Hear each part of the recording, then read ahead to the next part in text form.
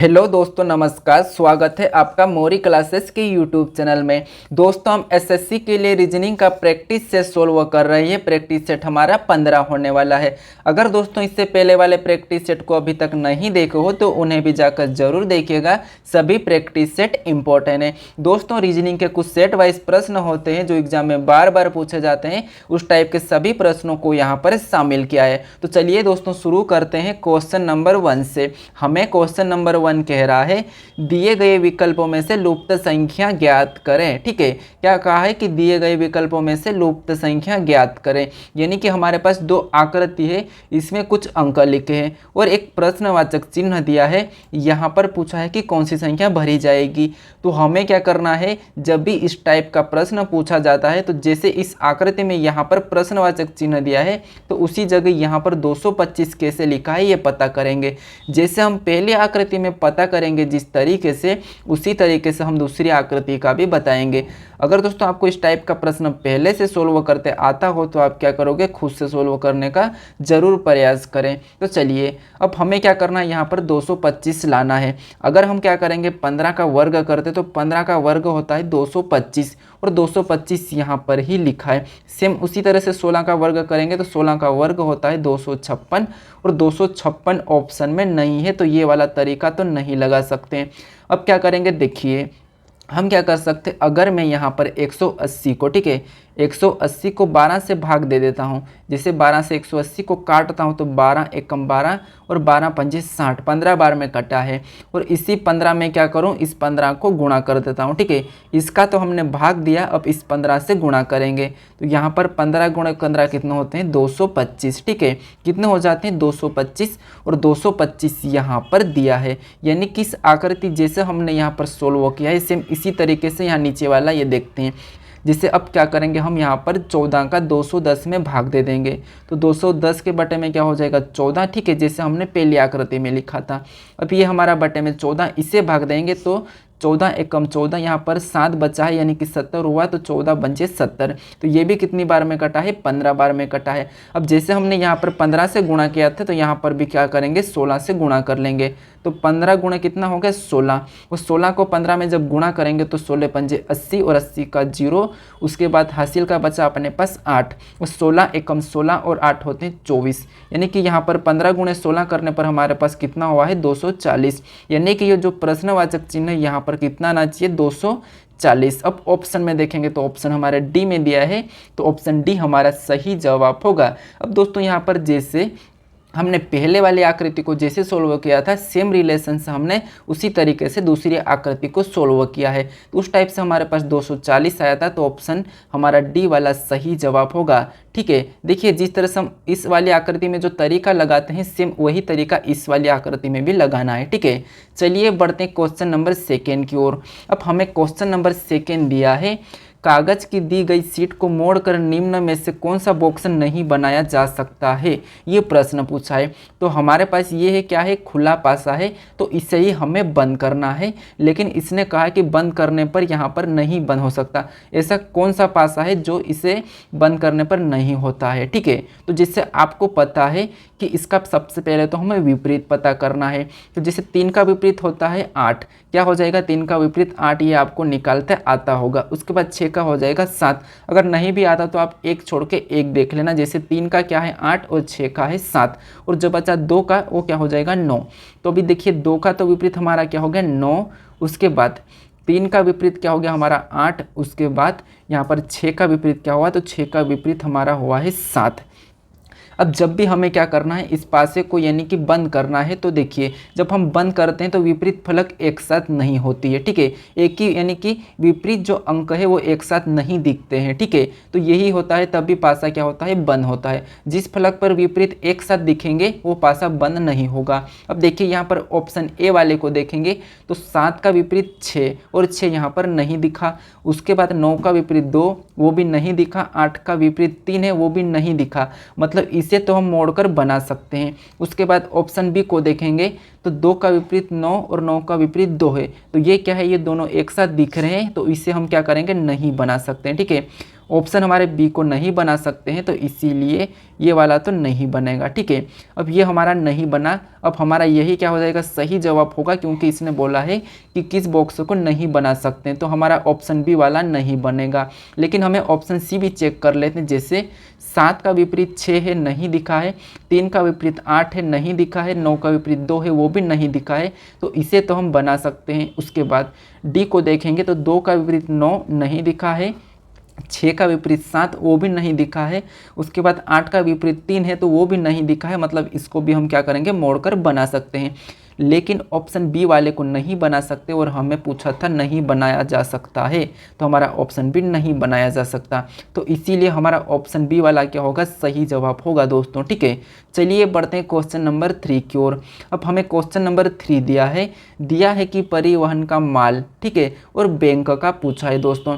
जिस तरह परिवहन का संबंध माल से है तो बैंक का बताना है। तो दोस्तों इस प्रश्न को मैं आपके ऊपर छोड़ रहा हूँ, इसका आप क्या करोगे, कमेंट्स करके बताएं। ठीक है, क्या करोगे, कमेंट्स करके बताएं इसका सही जवाब क्या होगा। आप क्या लिखोगे, यानी कि क्वेश्चन हमारा कौन सा है, तीसरा है, तो आप क्या लिखोगे यहाँ पर, क्वेश्चन तीसरा का आंसर ए तो ए लिखना, अगर आंसर बी हो तो बी लिखना, और आंसर सी हो तो क्वेश्चन सी लिखना, उसके बाद अगर डी हो तो क्वेश्चन 3 का डी लिखना। ठीक है, तो ये क्या करोगे, मुझे कमेंट्स करके ज़रूर बताना। और साथ ही साथ अगर दोस्तों आप मेरे यूट्यूब चैनल को अभी तक सब्सक्राइब नहीं किया तो आप यहाँ पर क्या करोगे, सब्सक्राइब करके ज़रूर जुड़ जाइएगा। ठीक है, चलिए बढ़ते हैं क्वेश्चन नंबर यहाँ पर 4 की ओर। अब हमें क्वेश्चन नंबर 4 दिया है, दी गई प्रत्येक आकृति में त्रिभुजों की संख्या बताइए। ठीक है, यानी कि हमें यहाँ पर 3 आकृति दी है, और तीनों आकृति में कौन सी यानी कि त्रिभुजों की संख्या कितनी होगी, ये प्रश्न पूछा है। तो हम क्या करते हैं, सबसे पहले इन आकृति में त्रिभुजों की संख्या गिनते हैं। तो ये तो आपको पता है कि इस टाइप का जब त्रिभुज की आकृति होती है तो उसमें कैसे गिनते हैं। जैसे ये हमारा एक त्रिभुज है, तो इसमें तक केवल कितना त्रिभुज है, एक त्रिभुज है। इसमें एक और लाइन हो जाती तो ये कितने त्रिभुज हो जाते हैं, जैसे गिनेंगे तो एक तो हमारा ये वाला हुआ है, उसके बाद हमारा एक तो ये हो गया है। ठीक है, कितने हो गए, 2, उसके बाद एक और हमारा यहाँ से इधर से ये हो गए, तो यहाँ पर कितने होंगे, 3। ठीक है, इस टाइप से भी गिन सकते हैं, लेकिन एक तरीका है इसमें हमें गिनने का। ठीक है, क्या है, एक तरीका है। जैसे हम क्या करेंगे, यहाँ पर काउंट करेंगे एरो को, तो 1 और 2, यहाँ पर कितने एरो है, तो 2 है, और इन दोनों को जोड़ लेंगे, यानी कि इन्हें प्लस कर लेंगे, तो 1 और 2 कितने होते हैं, 3। ठीक है, कितने होते हैं, 3, मतलब इस आकृति में कितने हैं, 3 हैं। सेम उसी तरह से यहाँ पर गिनेंगे तो 1, 2 और 3। अब इन सभी को जोड़ेंगे तो 1 और 2 3 और 3 और 3 6, तो इस आकृति में कितने हो जाएंगे, 6, 3 और 6। अब देखिए, अब यहाँ पर गिनेंगे तो 1, उसके बाद है 2, उसके बाद है 3, उसके बाद है 4 और यहाँ पर 5। अब इन सभी को जोड़ेंगे तो 1 और 2 3 और 3 6, 4 10, 10 और 5 15, यानी किस आकृति में कितने हो जाएंगे, 15। जैसे हमने इन दोनों को जोड़ा तो 3, यहाँ पर इनको जोड़ा तो 6, और यहाँ पर इनको जोड़ा तो हमारा 15 हुआ है। ठीक है, यानी कि यहाँ पर क्या होना चाहिए ऑप्शन में, तो 3, उसके बाद 6, उसके बाद 15। ठीक है, क्या होना चाहिए, 15। 3, 6, 15 ऑप्शन में देखेंगे तो ऑप्शन हमारे बी में दिया है, तो ऑप्शन बी हमारा सही जवाब होगा। क्या होगा, करेक्ट ऑप्शन बी वाला। ठीक है, तो तीनों आकृति का हमने देखा है। चलिए बढ़ते हैं क्वेश्चन नंबर 5 की ओर। अब दोस्तों क्वेश्चन नंबर 5 दिया है, उस विकल्प का चयन कीजिए जिसमें दी गई आकृति सन्निहित है। मतलब यहाँ पर एक शर्त भी दी है, आकृति को घुमाने की अनुमति नहीं है। ठीक है, यानी कि हमें ये बताना है, हमारे पास option A B C D 4 option है, तो हमें बताना है कि ये जो हमारे पास ये आकृति है, ये आकृति कौन से वाले ऑप्शन में दिख रही है। ठीक है, यही बताना है दोस्तों। इस टाइप का प्रश्न पिछली बार एसएससी में काफ़ी परेशान कर रहे थे। ठीक है, तो चलिए अब आप ध्यान से देखिए ऑप्शन को, और ये आकृति कौन से वाले ऑप्शन में ये चुनिए। ठीक है, तो देखेंगे, अगर ध्यान से ऑप्शन ए में देखेंगे तो हालांकि यहाँ पर ये जो ऑप्शन ए वाला, ये यहाँ से लाइन बनी है। ठीक है, इस छाता में ये वाली लाइन बनी है, तो इसीलिए ऑप्शन ए नहीं होगा।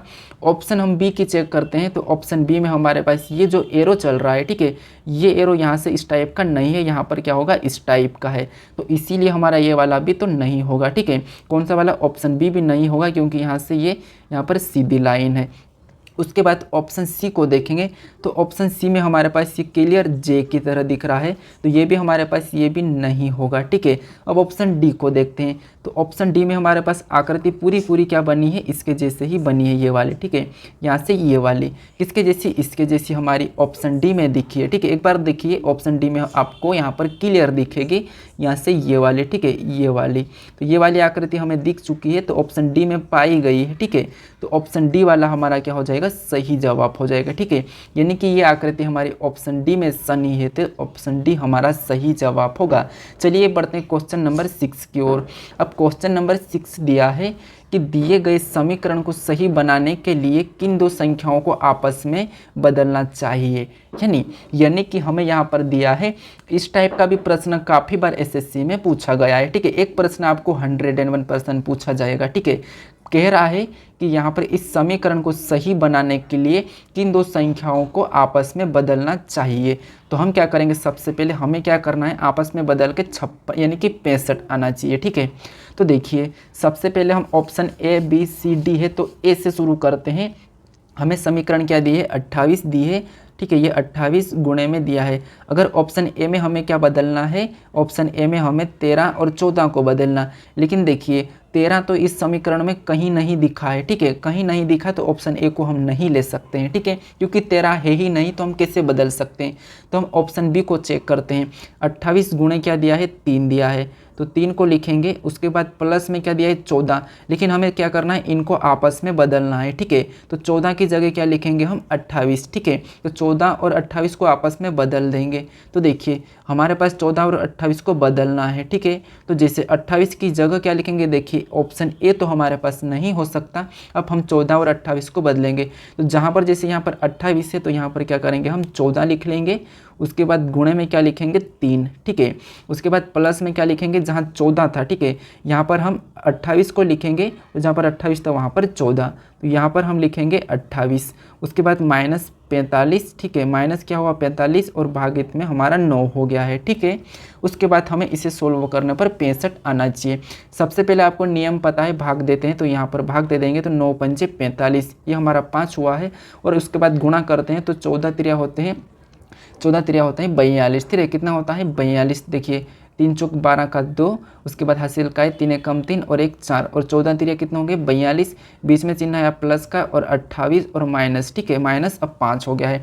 इसे सोल्व किया हमारा तो क्या आया 42, और इसे सोल्व किया तो 5। अब देखिए अब इसे जोड़ लेंगे हम 42 और 28 को, तो 42 और 28 को जोड़ेंगे तो 8 और 2 10, और 10 की 0, और 4 और 6, ठीक है, 4 और 2 6, और 6 में 10 की 0 1 थी तो 7 हो जाएंगे, ठीक है। यानी कि यहाँ पर जोड़ने पर कितने हो गए 70, और 70 में क्या करेंगे 5 को घटा लेंगे, ठीक है। अब 70 में से 5 को घटाएंगे तो हमारे पास कितने होंगे 65, ठीक है। यहाँ पर कितने होंगे 65 होंगे। 70 में से 5 गए तो 65, मतलब यहाँ पर हमारा 65 हुआ है, और यहाँ पर भी 65 दिया है। मतलब हम ऑप्शन बी वाले को चेंज कर लेंगे, यानी कि 14 और 28 को चेंज करेंगे तो हमारा यहाँ पर समीकरण सोल्व हो जाएगा, और यहाँ पर 65 आ जाएगा, ठीक है। तो इसीलिए हमारा क्या हो जाएगा, ऑप्शन बी वाला सही जवाब होगा, ठीक है। क्योंकि ऑप्शन ए को तो ले ही नहीं सकते, क्योंकि 13 तो हमारे पास था ही नहीं, ठीक है। तो ऑप्शन ए हमारा सही होगा, यहाँ पर ऑप्शन सी नहीं होगा और ऑप्शन डी नहीं होगा, ठीक है। ऑप्शन हमारा बी सही हो जाएगा। चलिए बढ़ते हैं क्वेश्चन नंबर 7 की ओर। अब क्वेश्चन नंबर 7 दिया है यमुना, उसके बाद नंदी और नर्मदा, यानी कि हमें यहाँ पर साफ तौर पे क्या करना है, यमुना, नदी और नर्मदा का क्या करना है, एक डायग्राम बनाना है, इनका वेन डायग्राम बनाना है। तो आपको पता है वेन डायग्राम बनाने से पहले इनमें आपस में रिलेशन देखते हैं, जैसे यमुना, उसके बाद नंदी और नर्मदा, यानी कि इनका आपस में कुछ रिलेशन है या नहीं। तो देखिए अगर ध्यान से देखेंगे तो ये नदी, नर्मदा भी एक नदी है और यमुना भी एक नदी है, ठीक है। दोनों की दोनों क्या है, एक नदी है। तो जैसे ये तो क्या हो गया, एक नदी हो गई, ठीक है, ये हमारी क्या हो गई, नदी हो गई। उसके बाद ये तो हमारी नदी हो गई, और इस नदी के अंदर ही क्या है, नदी कौन सी है, नर्मदा नदी है। तो ये हमारा क्या हो गया, नर्मदा नदी हो गया, तो ये हमारा नर्मदा नदी। उसके बाद ठीक है, क्या था हमारा, सबसे पहले ये हमारी क्या है, नदी है, तो ये नदी का वेन डायग्राम। उसके बाद यहाँ पर दिया है नर्मदा, तो नर्मदा हमारी एक नदी के अंदर ही आती है, तो ये नर्मदा नदी हो गई। उसके बाद यहाँ पर हमारी एक क्या हो जाएगी, यमुना नदी। ठीक है, क्या हो जाएगी, यमुना नदी। तो ये डायग्राम यमुना नदी का है। अब देखिए ये हमारा क्या है, नदी का है, ये हमारा नदी का है। तो इस नदी के अंदर ही कौन कौन सी नदी आ जाएगी, यमुना और नर्मदा। लेकिन ये अलग अलग क्यों बनाए, क्योंकि यमुना नदी अलग है और नर्मदा नदी अलग है। तो इसका वेन डायग्राम कुछ इस टाइप का बनेगा, और इस टाइप का वेन डायग्राम चेक करेंगे तो हमारा ऑप्शन ए में दिया है, तो ऑप्शन ए हमारा सही जवाब होगा। ठीक है, ये आपको समझ में आ चुका होगा। चलिए बढ़ते हैं क्वेश्चन नंबर यहाँ पर 8 की ओर। क्वेश्चन नंबर 8 दिया है, 35 छात्रों की एक पंक्ति में पी बाईं ओर से 8वां है, दाईं ओर से उसका स्थान क्या होगा। तो मैंने आपको बताया था इससे पहले वाले चैप्टर में, यानी कि प्रैक्टिस सेट में बताया था कि आपको जब भी कुल छात्र दिए हुए रहते हैं और आपको एक स्थान पूछा जाता तो कैसे करना है। तो क्या करना है, सबसे पहले हमें कुल छात्र में से एक स्थान को घटाकर एक जोड़ लेना है। जैसे 35 दिया है कुल छात्र, तो इसमें से स्थान हमारा बाईं ओर से 8वां है, तो इससे घटा लेंगे तो 35 में से 8 जाते हैं तो कितने बचते हैं, 27। ठीक है, कितने, 27। और 27 में ही क्या कर देंगे, एक को जोड़ देंगे तो कितने हो जाएंगे, 28। ठीक है, कितने हो जाएंगे, 28। तो इसका दाईं ओर से स्थान कितना होगा, 28 होगा, और 28 हमारा ऑप्शन ए में दिया है, तो ऑप्शन ए वाला सही जवाब होगा।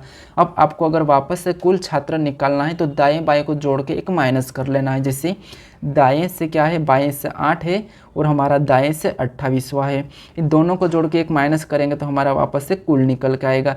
तो 28 और 8 होते हैं 36, और 36 में से एक को माइनस करेंगे तो कितने हो जाएंगे, 35।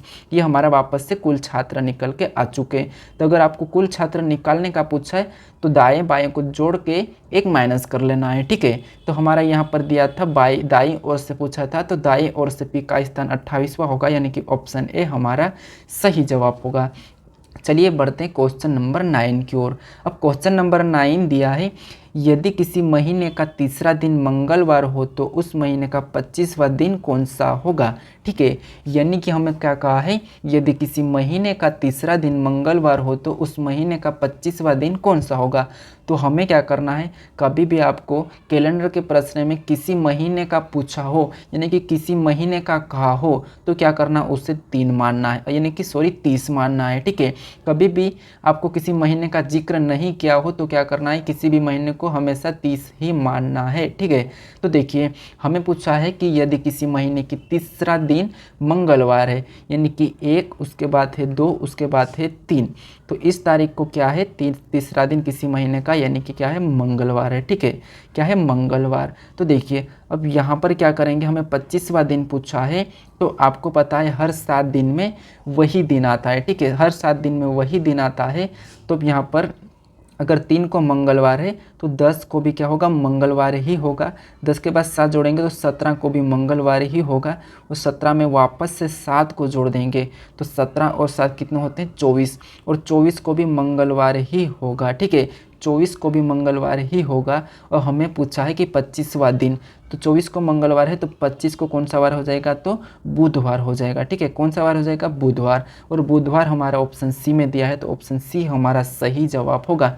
अगर ऐसा भी चेक कर सकते हो, जैसे अगर यहाँ पर 3 को क्या है, मंगलवार, तो 2 को क्या होगा, सोमवार। ठीक है, उसके बाद 1 को क्या होगा, तो रविवार होगा। अब हम क्या करेंगे, 1 तारीख को रविवार है तो हम 1 से वापस से 7 जोड़ेंगे, तो 1 में 7 जोड़ेंगे तो 9, और 9 को भी रविवार, और 9 में वापस से 7 को जोड़ेंगे तो 1 के बाद कितना होता है, 7 जोड़ने पर 8। ठीक है, तो 8 को रविवार, फिर बाद में 15 को भी रविवार, और 22 को भी रविवार। ठीक है, 22 को भी हमारा क्या हो जाएगा, रविवार। हमें पूछा है 25वां दिन, तो 22 को तो रविवार है, उसके बाद हमारा 23 को क्या हो जाएगा, सोमवार, और 24 को हमारा क्या हो जाएगा, मंगलवार, उसके बाद 25 को हमारा क्या हो जाएगा, बुधवार। तो इस तरह से भी हमारा क्या आया, बुधवार ही आया है। ठीक है, तो ऑप्शन सी हमारा सही जवाब होगा। चलिए बढ़ते हैं क्वेश्चन नंबर 10 की ओर। अब क्वेश्चन नंबर 10 दिया है कि दिए गए विकल्पों में से लुप्त संख्या ज्ञात करें। ठीक है, क्या है कि दिए गए विकल्पों में से लुप्त संख्या ज्ञात करें। तो यहाँ पर हमें यहाँ पर लुप्त संख्या ज्ञात करना है। तो यहाँ पर आपको मैंने सबसे पहले वाले प्रश्न में बताया कि जब भी लुप्त संख्या का प्रश्न हो तो आपको क्या करना, उसी जगह पर पहले की संख्या कैसे लिखी है, ठीक है, ये पता करते हैं। देखिए अगर वहाँ आप अच्छे से समझे हो पहले वाले प्रश्नों को तो आप इसे भी आसानी से बता दोगे, ठीक है। तो चलिए हम क्या करते हैं, इसे पता करते हैं। अगर मैं क्या करूँ, उस 39 को लाऊं तो 57 दिया है और यहाँ पर 41 दिया है, तो इसे क्या करूँ कि मेरे पास 39 आ जाए, ठीक है। तो अगर यहाँ पर माइनस करेंगे तो हमारे पास कोई 39 नहीं आएंगे, ठीक है। तो अब क्या करेंगे, जैसे हम 57, ठीक है, ये हमारा क्या है 57 और एक तरफ क्या है 41, इसको क्या करना कि हमारे पास क्या आ जाए 39 आ जाए, ठीक है, क्या आ जाए 39। तो देखिए अगर इसका आपस में गुणा कर देते हैं और इसका भी आपस में गुणा कर देते हैं तो 5 सत्ते कितने होते हैं, तो 5 सत्ते होते हैं 35 और 4 एकम 4, ये हमारा हो गया, ठीक है। और इन दोनों को जोड़ देंगे तो 35 और 4 को जोड़ने पर कितने होते हैं 39। तो सेम इसी तरीके से यहाँ पर जैसे 3 और 6 को गुणा कर देते हैं और 8 और 4 को, तो 3 और 6 को गुणा करेंगे तो कितने हो जाएंगे 3 छंग 18, ठीक है, कितने 3 छंग 18। और यहाँ पर 8 और 4 को गुणा करेंगे तो 8 चौके होते हैं 32, ठीक है, कितने 32। अब क्या करेंगे, इन दोनों को जोड़ लेंगे तो इन दोनों को जोड़ने पर कितने हो जाएंगे 18 और 32 50। तो यानी कि प्रश्नवाचक चिन्ह के स्थान पर क्या आएंगे 50। और 50 ऑप्शन में देखेंगे तो ऑप्शन ए में दिया है, तो ऑप्शन ए हमारा सही जवाब हो जाएगा, शानदार सा, ठीक है, कौन सा ऑप्शन ए। अब दोस्तों आपको वीडियो कैसा लगा हो ये मुझे कमेंट्स करके बताएं, और दोस्तों आपके इन 10 प्रश्नों में से कितने प्रश्न सही गए हैं ये भी मुझे कमेंट्स करके बताएं, ठीक है। और दोस्तों आप चैनल को अभी तक सब्सक्राइब नहीं किया है तो प्लीज़ दोस्तों सब्सक्राइब जरूर कर लीजिएगा, ठीक है, क्योंकि आप देखिए अगर चैनल को सब्सक्राइब कर लोगे तो मेरी वीडियो आपके सामने मिलेंगे, ठीक है, और नोटिफिकेशन भी ऑन कर लेना ताकि आपको सबसे पहले मिले, ठीक है। तो चलिए अब मिलते हैं अपन नेक्स्ट वीडियो में।